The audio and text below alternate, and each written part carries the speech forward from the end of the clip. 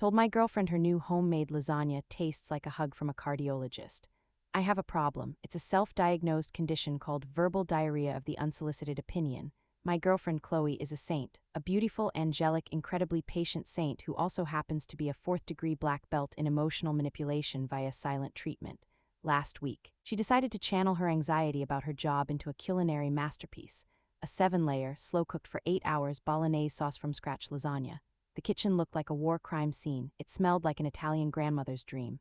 When she finally pulled this glorious, bubbling, cheese-crusted pan out of the oven, the whole apartment felt like a cathedral of flavor.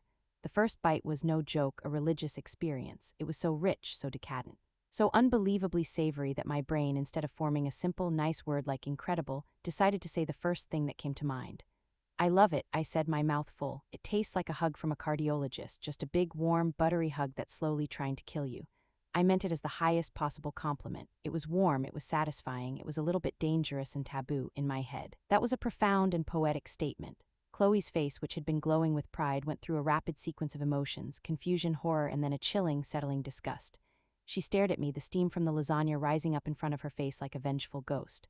A hug from a cardiologist, like a hug that's clogging my arteries. No, it's a good thing. It's a warm, comforting hug, but it's also exciting and full of cholesterol. Full of cholesterol, she repeated, her voice flat. So you're saying my lasagna tastes like disease and death, a hug that will give me a heart attack. That was not what I meant at all, but the more I tried to explain, the deeper I dug. It's like the fear of death is what makes the hug so exhilarating. I now realize I am an absolute idiot. She hasn't cooked for me since. Tonight, she's making a health-conscious quinoa salad. I can hear her in the kitchen muttering, I hope this tastes like a hug from a very responsible and boring pediatrician.